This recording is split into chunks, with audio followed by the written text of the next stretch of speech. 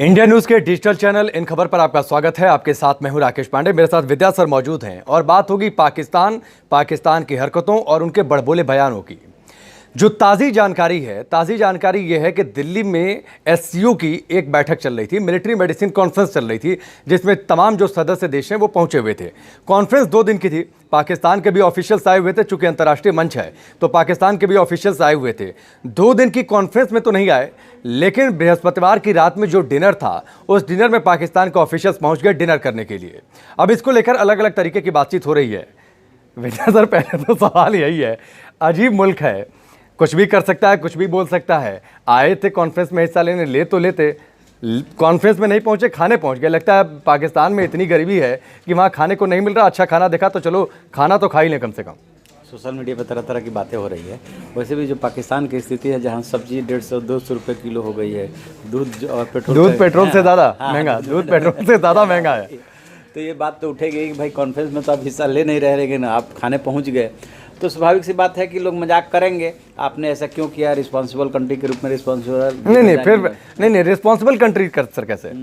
पाकिस्तान कब से रिस्पॉन्सिबल हो गया? चलिए, रिस्पॉन्सिबल बनने की कोशिश तो कर ही सकता है ना। हाँ, कर सकता है, लेकिन करता भी नहीं किया। वही मैं कहना चाह रहा था कि वो भी नहीं किया तो मजाक तो उड़ेगा।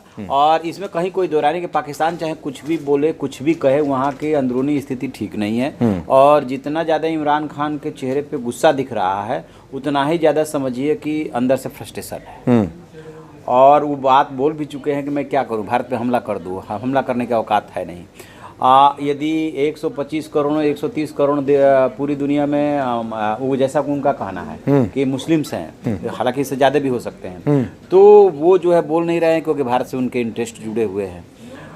तो चारों तरफ से वो निराश हो चुके हैं, इमरान खान निराश हो चुका है, वहाँ के लोग भी निराश हैं। तो अभी देख रहा था, जैसे मुजफ्फराबाद में बोल रहे थे, किसी भी देश के पीएम को इस तरह की बातें करना समझ में नहीं आ सकता। अच्छा, आपने चूंकि अच्छा जिक्र कर दिया, मुजफ्फराबाद में पीओके में रैली कर रहे थे। एक तो ये भी खबर आई कि एबटाबाद से और अलग अलग जगहों से लोगों को भर कर लाया गया था, पीओके के लोग पहुंचे नहीं थे। इमरान खान ने जो बात कही वहाँ के लोगों को, तथाकथित वहाँ के लोगों को संबोधित करते हुए कि हम बताएंगे कि आपको एलओसी पर कब जाना है। अरे क्या करने आएंगे वहाँ के लोग एलओसी पर? सोन पापड़ी बनानी है, जलेबी बनानी है, करने क्या आएंगे लोग वहाँ के एलओसी पर? दरअसल वो एलओसी पे इसलिए आएंगे कि वो भड़का रहे हैं, उनको भड़का इसलिए रहे हैं कि उन्हें साफ साफ दिख रहा है कि भारत ने क्या किया कि देखिए, कश्मीर का मुद्दा हो चुका है ख़त्म। वो इंडियन टेरिटरी बन चुका है, भारत का अभिन्न हिस्सा तो पहले से ही था और ज़्यादा मजबूती उसमें आ गई है।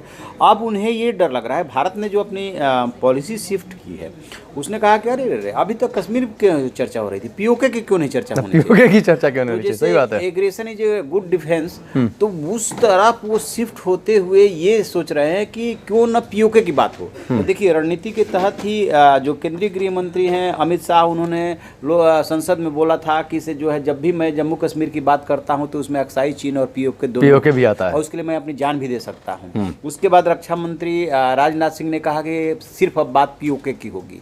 उसके बाद हमारे आर्मी चीफ बिपिन रावत ने कहा कि हम पीओके लेने के लिए हर समय तैयार है, सेना हर समय तैयार रहती है। तो ये पीएम के बाद के ये सारे जो है, जो मंत्री हैं, वरिष्ठ मंत्री हैं, वो बोल रहे हैं। उसके बाद हमारा आर्मी चीफ बोल रहा है, मीनिंग देयर बाय एकदम साफ साफ क्लियर कट इंडिकेशन ये है कि अब कश्मीर पे बात नहीं होगी, पीओके पे ही होनी है, पीओके हम लेंगे। अब इससे पाकिस्तान की बौखलाहट को समझा जा सकता। अब बिलावल भुट्टो के बयान को याद रखिए, जब उन्होंने बोला था कि कश्मीर तो गया ही, मुजफ्फराबाद की चिंता कीजिए। सही बात है, ठीक है। हाँ। तो अब यहाँ पे मामला फंस गया है कि पाकिस्तान को समझ में नहीं आ रहा कि हम कैसे रिएक्ट करें, क्या करें।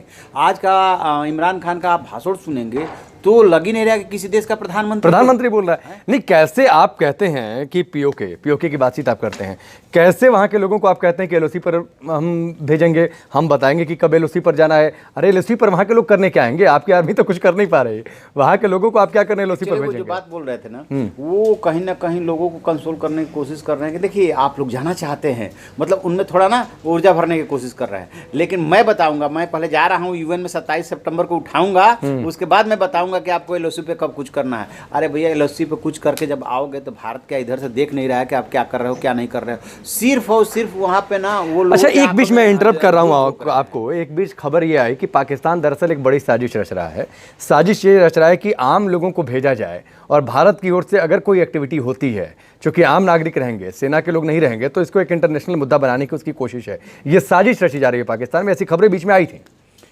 साजिश हो सकती है। देखिए पाकिस्तान इस समय कोई भी कदम उठा सकता है और वो अपने देश के लोगों के आंख में धूल झोंकने के लिए, अपनी अर्थव्यवस्था की तरफ से लोगों का ध्यान डाइवर्ट करने के लिए, अपनी कुर्सी बचाने के लिए इमरान खान, क्योंकि अब उनकी कुर्सी पे भी खतरा मंडराने लगा। लोग मानने लगे हैं कि सबसे फेल्योर ये पीएम है, तो वो कुछ भी कर सकते हैं। और वो साजिश देखिए, पहले साउथ, फिर नेपाल के रास्ते, फिर इधर से आतंकवादी, उधर से आतंकवादी भेजेंगे। जब देखेंगे किसी चीज़ में सक्सेस नहीं हो रहा है तो फिर इस तरह की साजिश रच ले। तो पाकिस्तान बौखलाहट में है और कुछ भी कर सकता। अब देखिए कि FATF के इसी सितंबर अक्टूबर में जो है रिपोर्ट देनी है आपको, 26 पॉइंट प्रोग्राम आपको दिया गया था और ब्लैक लिस्ट में आप आ चुके हैं।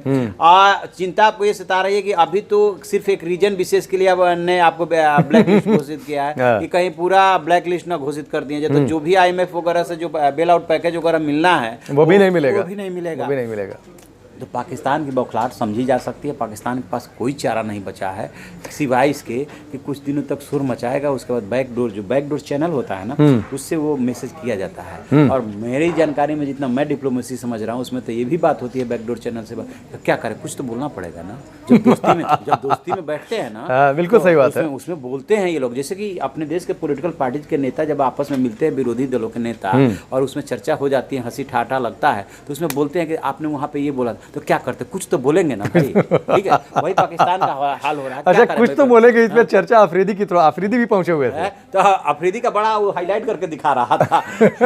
तो अब अफरीदी का ही अंदाजा लगाइए कि अफरीदी जैसा आदमी वहाँ जा करके और सुन रहा, तो वहाँ प्रधानमंत्री ऐसी बातें बोल रहा है, तो उनकी भी अफरीदी की भी मजबूरी समझ नहीं। मंच पर भी आए जिहादी, मतलब कैसे कोई जिहादी बन सकता है, बड़ा लंबा चौड़ा लेक्चर दे रहे थे जिहाद पर। जो है जिहाद पर लेक्चर दें, उनकी भी मजबूरी समझी जा सकती है कि आप पाकिस्तानी हैं तो कुछ तो बोलोगे ना। लग रहा है वो भी अब पॉलिटिक्स में आना चाहते हैं। इमरान खान के नक्शे कदम पे लेकिन यदि जरा भी होशियार होंगे तो इमरान खान का हस्र देख रहे होंगे।